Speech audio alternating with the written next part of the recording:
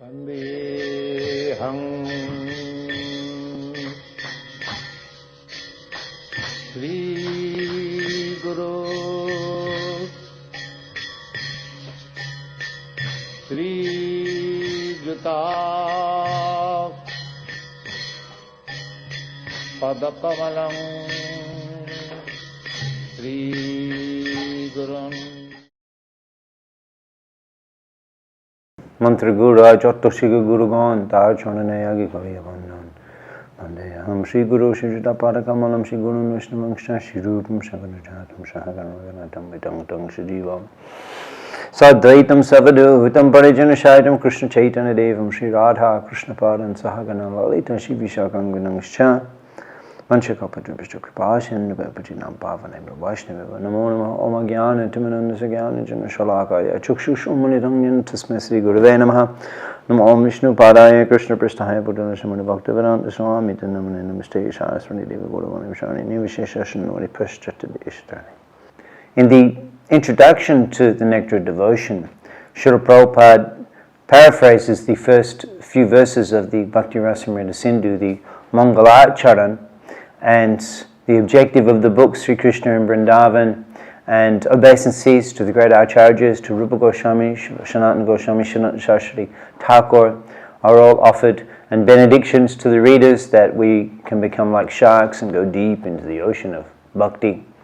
We also examined the overview, Grantha Vibhag, overview of the book, where Bhakti Rasamrita Sindhu is described in 4 different divisions, 4 waves, and how in this course for Bhakti Shastri we'll be studying the Purva Vibhag, the Eastern division, the first 19 chapters of the Nectar of Devotion.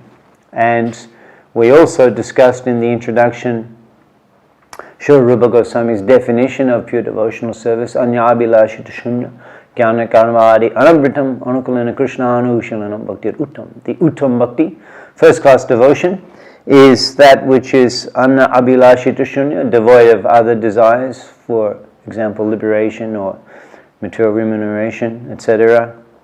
Anukulana Krishna, it is favorable for Krishna, it is performed in a way to please, with the objective of pleasing Krishna, it is pleasing to Krishna, is constantly performed.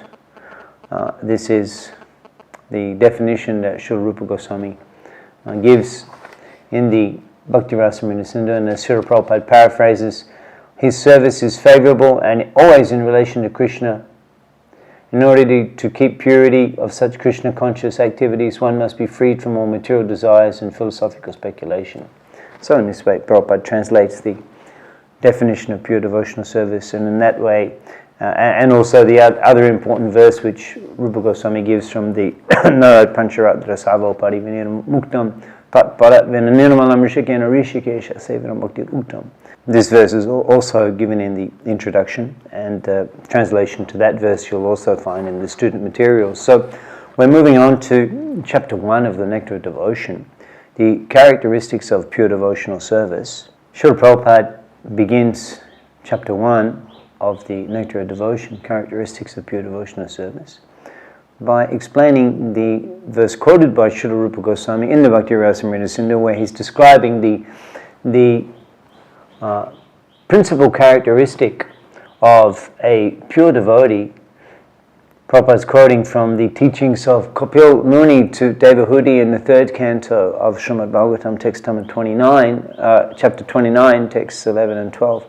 Salokya sasti shamipya sarupyam ekatnam apiyuta diyamanam nagrinati vinam mat sevanam jana. That my devotees are not even interested in the 4 kinds of liberation, nor are they interested in material remuneration, material benefit, or philosophical speculation.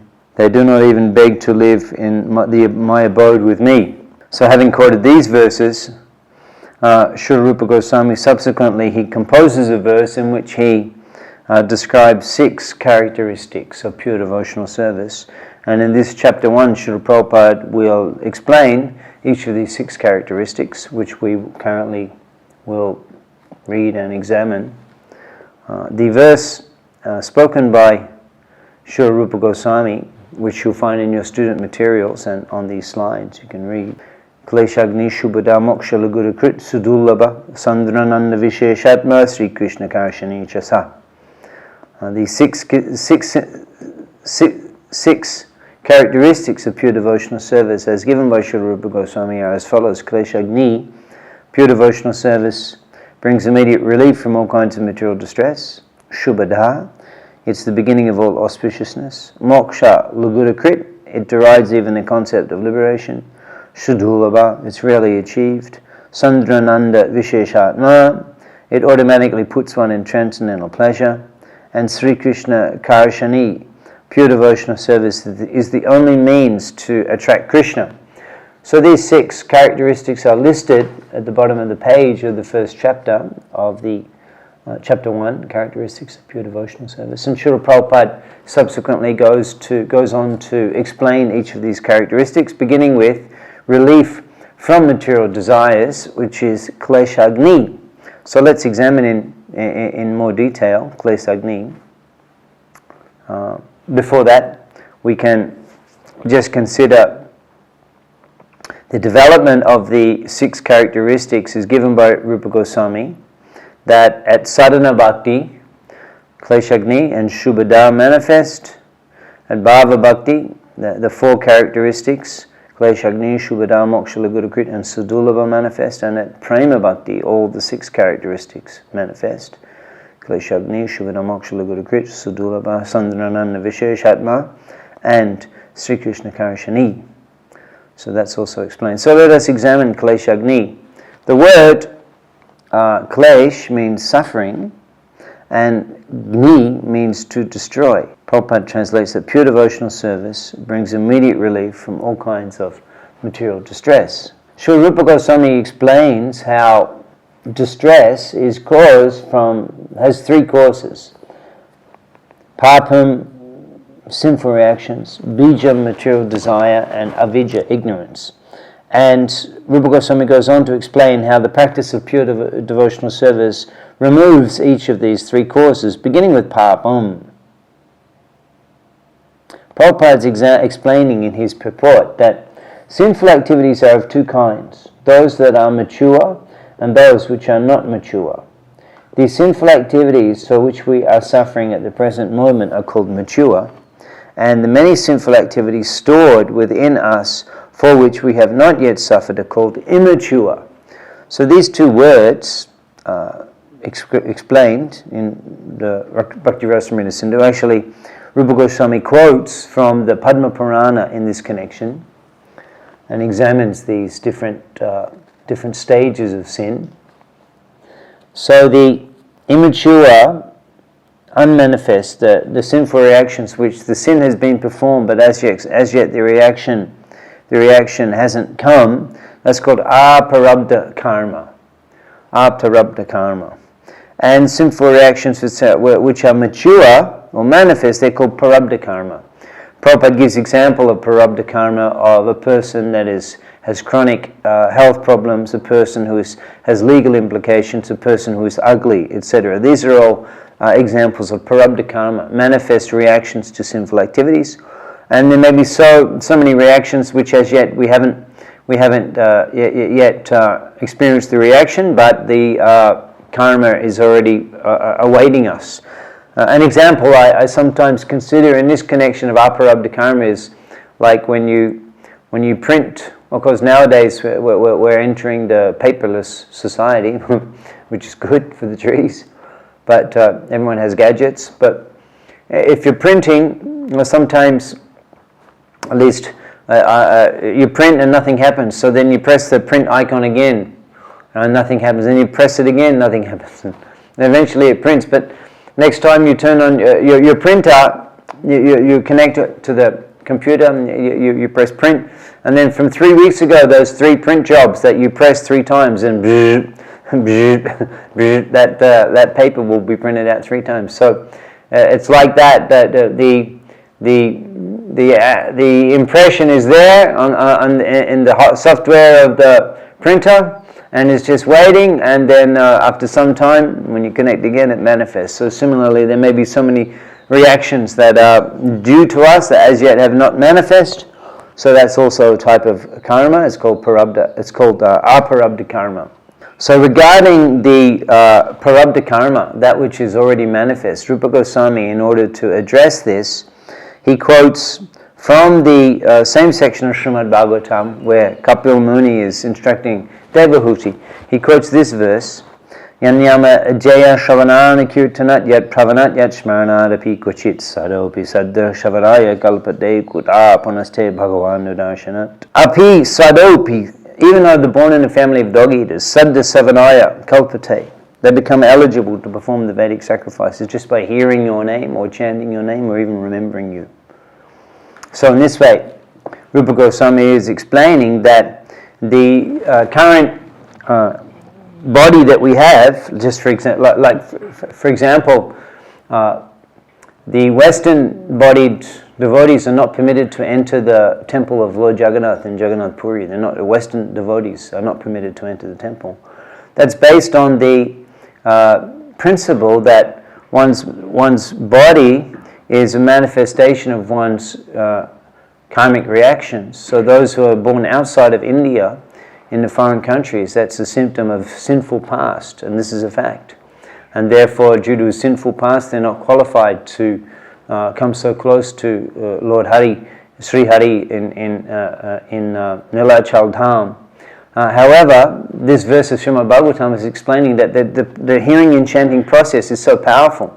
Yat smaranat, yat pravanat, yanyamad yat shravananu kirtanat sado api Saddha Savanaya Kalpate, even that person who's from a very degraded background, just by hearing and chanting the name of Yam Nyamadhyaya, your name, then that is so powerful that purifies them of that sinful birth. It purifies them of the sinful birth. So in this way, we can see on the basis of this evidence from Srimad Bhagavatam, we can see that Srila Rupa and the teachings of Srila Rupa Goswami and the example of Srila Prabhupada and other great acharyas, that Srila Prabhupada was awarding the sacred thread to those born in the Western world, Western devotees, awarding them the sacred thread, and they were also allowing them to do the fire sacrifice, the Western devotees, and this is all based on this evidence of Srimad Bhagavatam, that because they're engaged in hearing and chanting the name of Lord Hari, that has purified them of the sinful birth that they had taken, having taken birth outside of India. So a very important verse, a very important evidence Rupa Goswami has identified for us from the Srimad Bhagavatam, and very relevant for us in the mission of spreading Krishna consciousness all over the world. Sometime Prabhupada, there's more on this coming up in subsequent chapters, actually chapter 5, but Prabhupada would quote that Pritividyache Jota Nagaradigram Savatra Procha Hoibe Morna, that Savatra Procha Hoibe, the preaching of the holy name, Morna, Pritividyache Jota Nagaradigram will spread into all over the planet, Pritividyache Jota Nagaradigram, in as many towns and villages that we have. So Prabhupada would quote that Mahaprabhu has predicted that the Sankirtan movement will spread to every town and village all over the planet. So that means that the people, it's Mahaprabhu's prediction, but they will not become purified, they will not become devotees, they will remain degraded? No. Obviously, he's saying that my name will be spread. In other words, there will be revolution in the... Srimad Bhagavatam explains, Tad Bhagbhishaga Janat Aga Viplava, that these words of Krishna Katha, of Srimad Bhagavatam, Janat Aga Viplava, they can cause a revolution in the misdirected lives of the sinful population. So Prabhupada's explaining that if the Sankirtan movement will spread all over the world, then naturally the people will become purified and should be considered transcendental Vaishnavas regardless of their birth. So Prabhupada is explaining this in his purport, a little further down the page. One who is engaged in Krishna consciousness and devotional service has without doubt become freed from all contamination of material sinful activities. Devotional service therefore has the power to actually nullify all kinds of reactions to sinful deeds. Here's the verse from the Padma Purana, which Rupa Goswami is quoting in the Bhakti Rasamrita Sindhu, and also you'll find quoted in the Bhagavad Gita, chapter 9, text number 2, in connection with Krishna's statement that Pavitram idam uttam, that Krishna consciousness is the purest. Pavitram idam uttam, the topmost pure. And in that regard, Prabhupada quotes this verse from the Padma Purana explaining how the purifying potency of Krishna consciousness, how it purifies one of all types of sins, as we'll examine when we look at this verse. Aparabda palam papam kutam bijam palanmukam kramanaiva praliyate Vishnu bhakti ratatmanam. So the translation Prabhupada gives that, as stated in the Padma Purana, there are four kinds of effects due to sinful activities. All these four effects become immediately vanquished for those who surrender unto the Supreme Personality of Godhead Vishnu and become engaged in his devotional service in full Krishna consciousness. So we can take a look at these aspects, these different types of sin, with the help of this diagram. So beginning with a papam, a sinful act is performed, and then there is a reaction. That reaction may not manifest immediately. The verse of Padma Purana explains that even before the Prarabdha karma manifests, before the actual manifestation of the sinful reaction, there is production of kutam. Kutam means a sinful propensity. In an article on the Bhakti Rasamrita Sindhu, written in earlier Back to Godhead magazines in the 1950s, which you'll find in the student materials, Prabhupada translates kutam as a germ. And more progressed is a bijam, a specific sinful desire. So the kutam propensity means an inclination towards sin, just like Srila Prabhupada gives the example of venereal disease. Even a person suffers, still they have an inclination to perform sin. Or a thief may be punished, but still he has an inclination to steal. So this inclination to sin, this is a first result of a sinful activity. That by performing a sinful activity, it increases the actual performance of the act. The first reaction is that there's an increase in one's propensity to sin again. That's called kutam. And then there's specific sinful desires. They're called bijam. And that induces one to perform a sinful act. And then there is the aparabda. So in this way, Srila Prabhupada comments, now this is from, as I mentioned, Back to Godhead article in 1944, where Prabhupada is examining these different stages. The vices in their different stages of development are analysed herein. Palonmukam means that which we may be undergoing at the present stage of life. Palonmukam means the parabdha karma, the manifest reaction, palonmukam. Bij, vice, is the seedling, the process of our desire of different types. Kutam is prior to the stage of bijam. Here it is, in the germinating stage. Prabhupada said the germinating stage is kutam.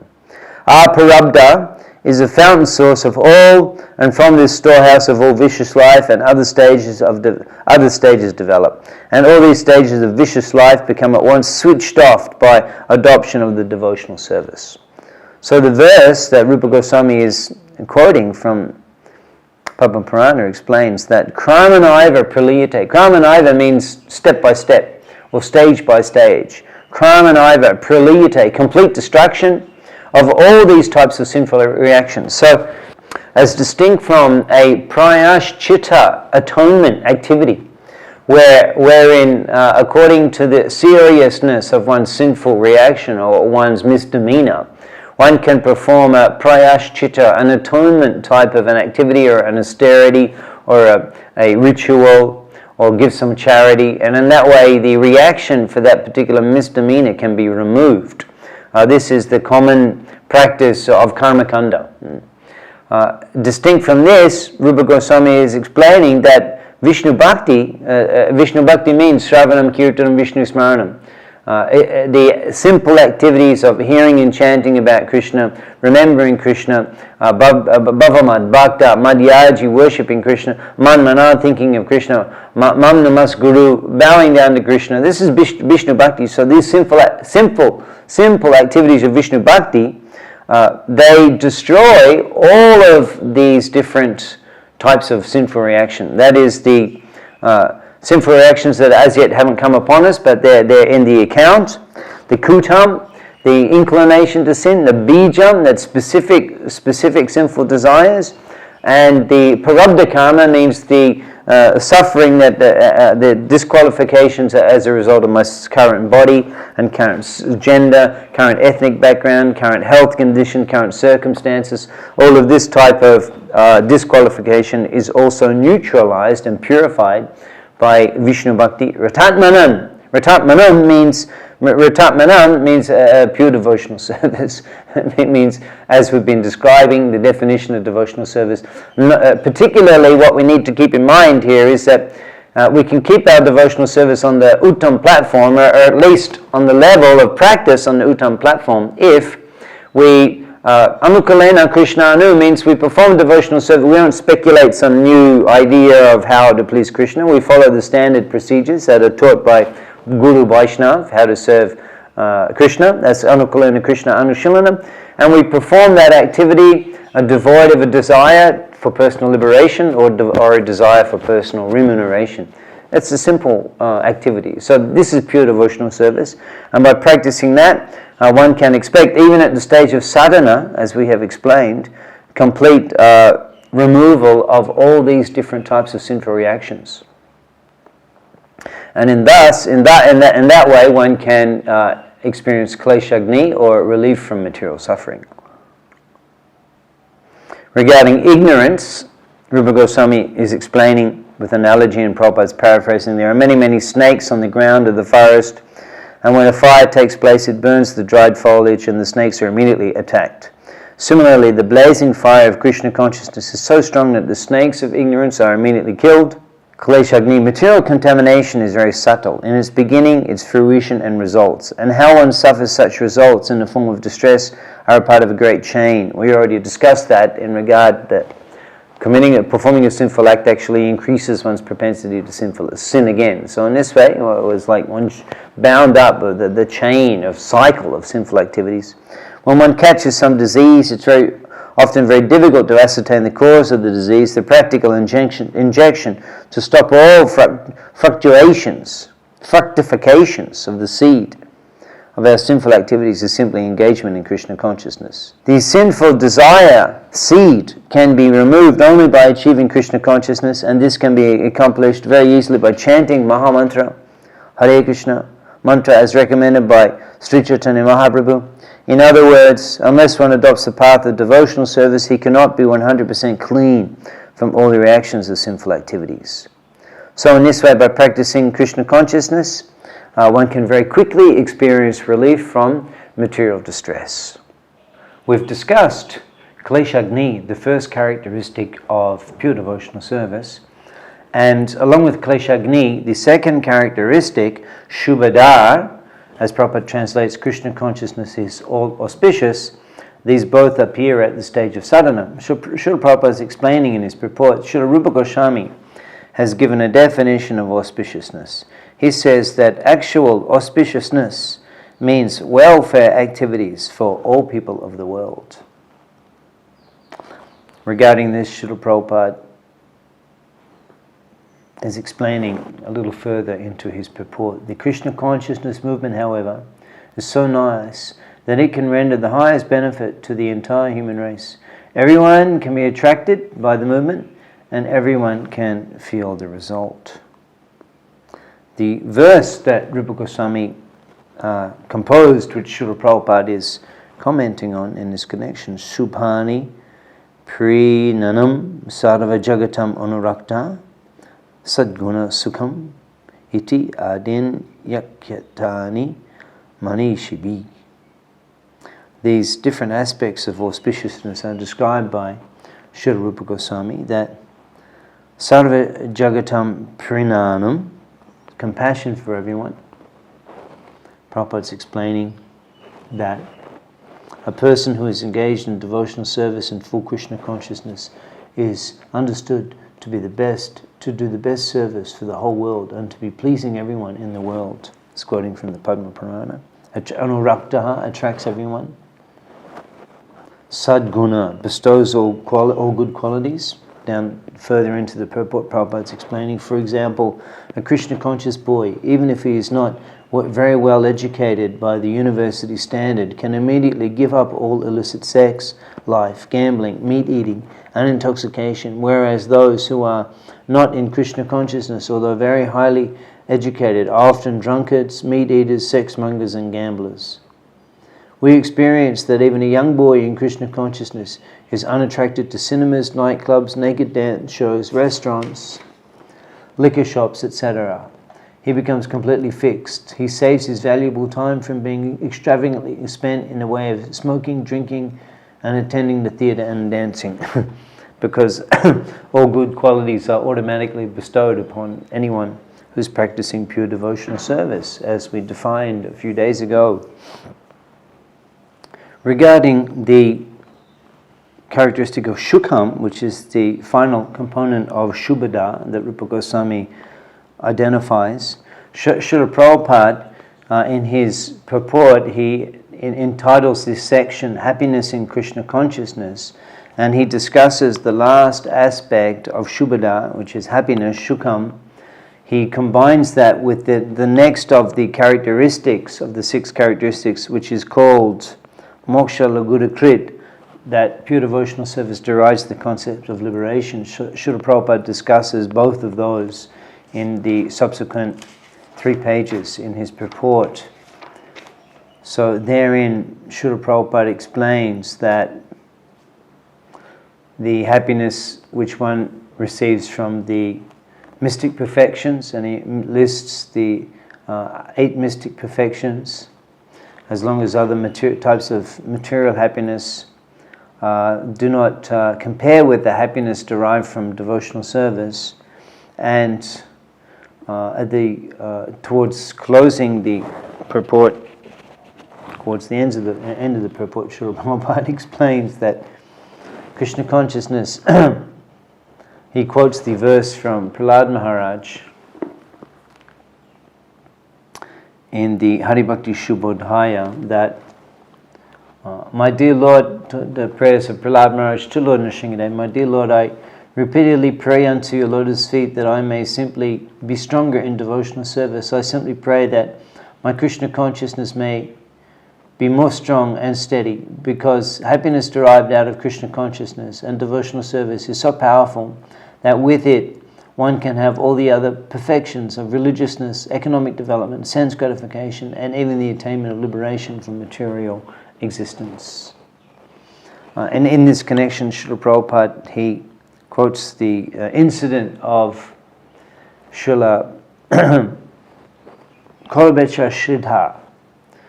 And Prabhupada is explaining, Lord Chaitanya once revealed himself to his confidential devotee Kolavecha Shridhar and offered him any opulence he liked. But Shridhar informed the Lord that he didn't want any material opulence. This is the position of a pure devotee.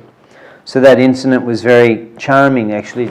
This is the Astasattva Praha, when Chaitanya Mahaprabhu was manifesting his Bhagavata, his opulence, as the Supreme Personality of Godhead, to all of the Vaishnavas in the house of Srivas Thakur during the Kirtan. Mahaprabhu, he all of a sudden sat on the altar of Lord Vishnu, and he began calling the devotees to worship him. And the description of this event you'll hear in the Gaur Arati Kirtan, that all of the demigods were present there, Lord Shiva, Lord Brahma, and holding an umbrella over Gaudahari, the demigods are performing the Arati. This went on for 21 hours, and Mahaprabhu, he called all of the devotees and he bestowed benedictions upon them. So when he called Shridhar, actually the devotees, Mahaprabhu said, bring Kolavecha Shridhar. And the devotees said, oh, who is that? And Mahaprabhu said, you go in the direction of Kolavecha's house. It was in that direction. Mahaprabhu, he pointed in the direction the devotees should go, and he said, you will hear. When you hear the loud calls of Gaudhari, or the loud calls of Hari, Hari, then you will know you are getting close to the house of Kolavecha Shridhar. And Kolavecha Shridhar, he would worship Ma Ganga. And actually he was criticized by the neighborhood residents. They would say that you worship Krishna, you chant the name of Lord Hari, but just see how poor you are, your house is falling apart, you don't have clothes, and because you're hungry at night, because you can't feed your belly, then you wail with pain at night out of hunger. But actually, Kolavachashida at night time, out of love, he's calling the name of Hari and not sleeping. And in this way, the Vaishnavaya Kriya Mudda Bhujatena Abhigya, even a learned person cannot understand the activities of a Vaishnava. So Mahaprabhu said, you get to area, you'll hear the loud calls of Hari Hari, that is Kolavachashida. So they brought Kolavachashida. Mahaprabhu said, of course Mahaprabhu would do Leela during his Vidya Leela, during his youth. Many years before, he would spend every day, he would visit the market and he would negotiate with Kolavachashida. And he would take all of the high quality vegetables. Kolavachashida was dealing in the different parts of the banana plant. And Mahaprabhu would come, he would take the banana flower, the kola mocha, the different parts of the kola, the trunk of the banana tree, the kola tor for making sabji, the leaves of the banana tree for making plates. Mahaprabhu would take and he would give half the price. And of course Kolavachashida is offering the proper price. And Mahaprabhu would challenge that, why are you so greedy? One day I will reveal to everyone that you're hiding all of this wealth. And this way Kolavachashida would say, well, you can take how can I provide at such a price? You can take your goods from here and there. And Mahaprabhu would say, very difficult to find a good provider these days. And in this way, every day he would come and he would argue and he would just take the goods. And in this way, he would like to associate with Kolavachashida, who is his pure devotee, who is so devoted to Ma Ganga. With whatever little income he acquired, he would use 50% to worship Ma Ganga. And he lived a very humble life. And Mahaprabhu was so much attracted to associate with his pure devotee, Kolavachashida. Every day he would go to the market and just cause him trouble, just so that he could associate with him. And then when Mahaprabhu was sitting on the Singhasan of Srivas Thakur, and he called all the devotees and he's bestowing benedictions, they brought Sridhar. And Sridhar standing, seeing the opulence of Navadip Chandra as he's sitting on the Singhasan and displaying his opulence as the Supreme Personality of Godhead. And he called to Sridhar and he said, take a benediction. And Sridhar said, there's nothing. And Mahaprabhu said, no, I want to bestow a boon upon you. Actually, this is the science of Archana Marg. We worship the deity with great pomp and with great opulence. And in this way, the Lord is satisfied. And He bestows benedictions. Just like if you attend Mangal Arati. Mangal Arati is very auspicious. Why? Because at that time of the morning, the Lord has just awoken and He's given hot milk, He's given payesh, sweet rice sandesh, burfi, and then the curtains open, the devotees are standing, they're glorifying the names. It's very, very pleasing. So at that time the Lord bestows benedictions. He bestows benedictions on His devotees. He wants to bestow benediction. This is the science of Archana Marg. The secret, the potency, the special wonder of the deity worship, that just by worshipping the Lord, with simple offerings of Ganga Jal and a tulasi leaf, tulasi dalamatrena, just one leaf of a tulasi plant, jalasha chulukalenava, the amount of water that you can keep in the palm of your hand, viknetam samatmanam bhaktebhyo bhaktavatsalah. I'm so much obligated. If one offers me the dalasha matra tulasi, one leaf of tulasi, and a little Ganga Jal that you have in the palm of your hand, viknetam samatmanam, that I have to, all I can give in return is myself. You can purchase Krishna. He becomes so much indebted.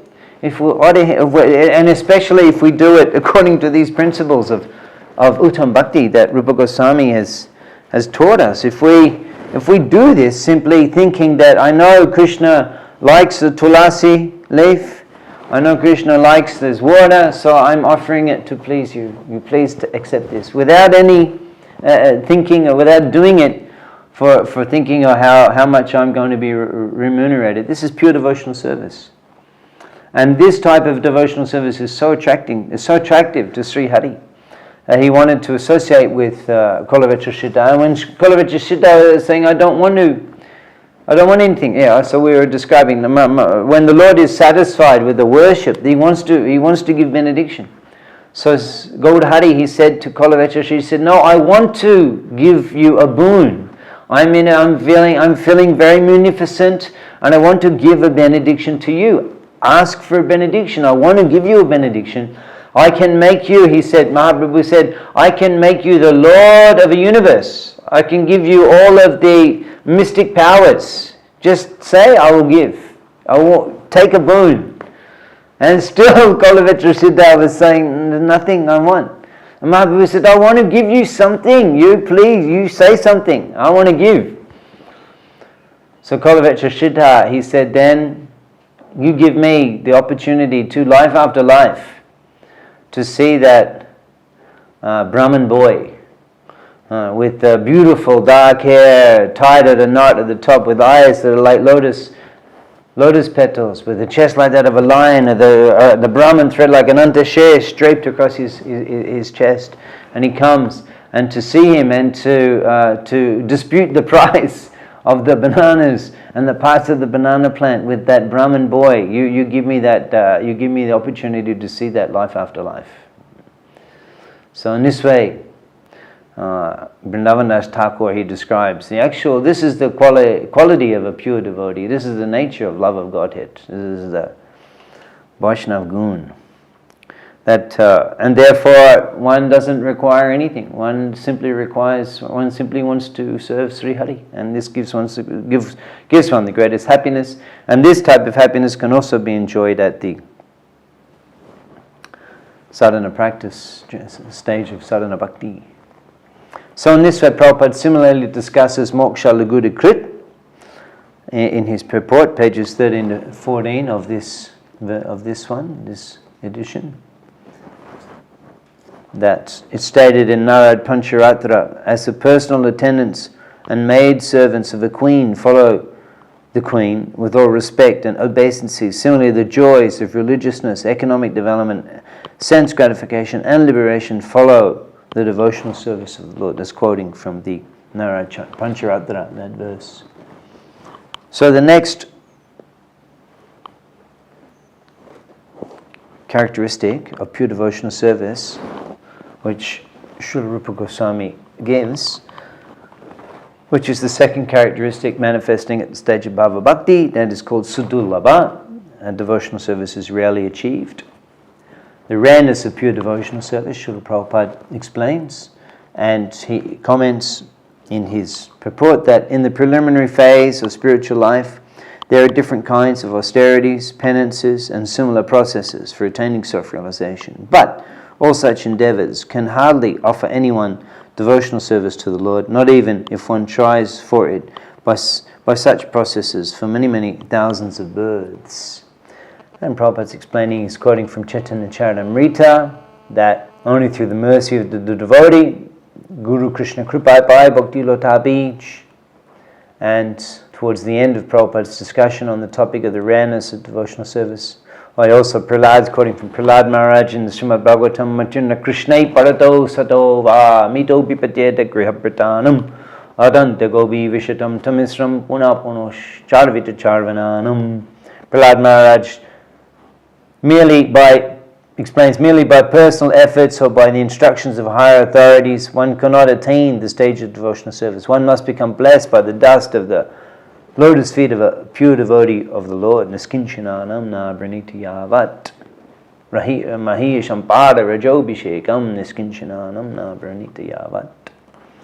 And Prabhupada's concluding that the purport of this verse is that the Lord easily offers liberation, but He rarely agrees to offer a soul devotional service, because by devotional service, the Lord Himself becomes purchased by the devotee.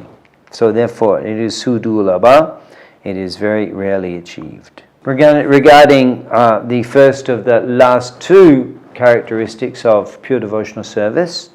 Sandrananda Visheshatma, that devotional service immediately situates oneself in incalculable condensed bliss. Prabhupada translates the happiness of becoming one with the Supreme. And Prabhupada's quoting Rupa Goswami, who's composed the verse, the Brahmananda Bhavedesha Chet Parada Gunai Kritai Naiti Bhakti Shukhambodhe Paramanu Tolamapi. That even if the happiness of becoming one with the Supreme, Brahmananda, is multiplied by 1,000,000-fold, that's Brahmananda Bhavedesha Chet Parada Gunai Krita, 1,000,000-fold, it still cannot compare to even an atomic fraction, Naiti Bhakti Shukhambodhe, the Bhakti Shukhambodhe, the ocean of happiness of Bhakti, Paramanu Tulamapi, even Paramanu, even a minuscule drop of that. Atomic fraction of the ocean of devotional service. Tulamapi, tulam means not comparable. So that's a nice verse regarding how devotional service is a superior bliss to that of. And the final characteristic, Sri Krishna Karshani. Sri Krishna Karshani. These two last characteristics Rupa Goswami manifest at the level of prema. It attracts Krishna, and Prabhupada's commenting that to perform devotional service means to follow in the footsteps of Radharani. And devotees in Vrindavan put themselves under the care of Radharani in order to achieve perfection in their devotional service.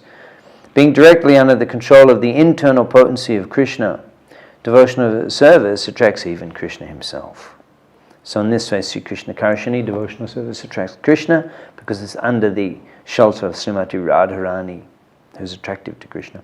So in this way, the 6 characteristics of pure devotional service and how they manifest are described with examples and supportive evidences in this first chapter of the Nectar of Devotion. Let's conclude the lesson with this comment from Srila Prabhupada regarding the Pandavas and how they were so dear to the Lord. He remained with those royal brothers, being attracted by their devotion, by their friendship, and by their love. That is the proof of how great this process of devotional service is. It can attract even the Supreme Personality of Godhead. God is great, but devotional service is greater than God because it attracts Him. People who are not in devotional service can never understand what great value there is in rendering service to the Lord. Srila Prabhupada ki.